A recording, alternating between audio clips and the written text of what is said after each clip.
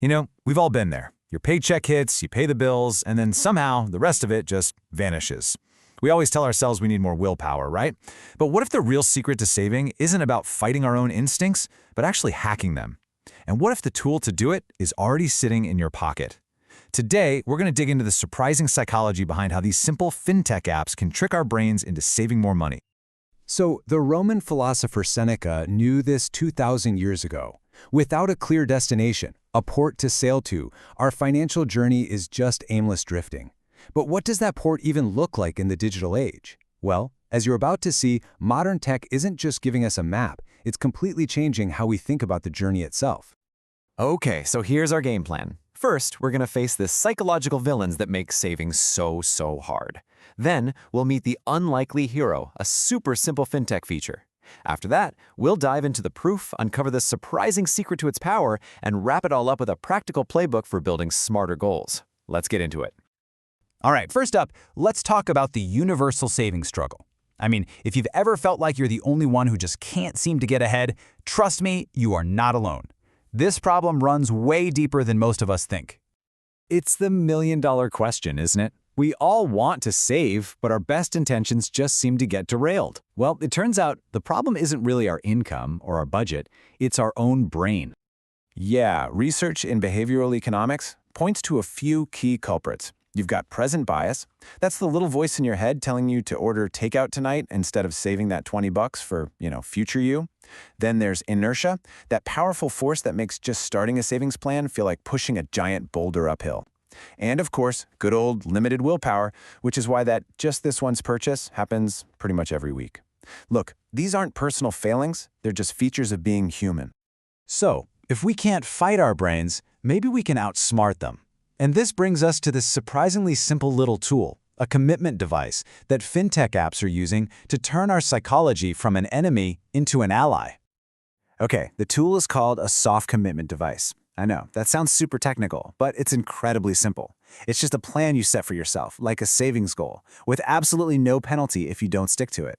Think of it like telling a friend you're going to the gym tomorrow. The accountability is all internal, which makes it super easy to get started.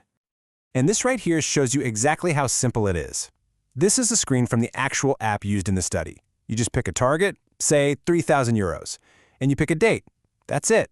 That is the entire commitment. There are no fees, no penalties if you miss it. It's just a destination you set for yourself. So, the whole idea is simple, maybe a little too simple, right? Does this gentle, no-pressure approach actually move the needle? Well, let's get to the proof in the numbers and see what kind of impact it has in the real world. This is the big question the researchers wanted to answer. I mean, can this simple, non-binding act of just setting a target in an app genuinely change how we save money? And the answer is a resounding yes. The data showed that users who set a goal saved an extra 55.16 euros every single month in those accounts. Now, that might not sound like a lottery win, but think about it. That adds up to over 660 euros a year. That's extra cash you find just by setting a simple intention in an app. And if you look at it as the percentage of income, the effect is even more obvious.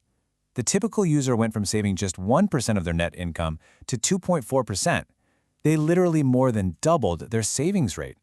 This is not just some tiny nudge. It's a powerful behavioral shift, and it's triggered by the simplest of actions. Okay, but here's where the story gets really fascinating. Why is this simple little tool so powerful? The answer is probably not what you're expecting. We usually think that motivation comes from the goal itself, right? That vivid picture of a beach vacation or a new car is what drives us to save. But is that what's really going on here? And the answer is right here on this chart. When they asked people what the most motivating part of having a goal was, it wasn't the dream vacation, it wasn't the new car.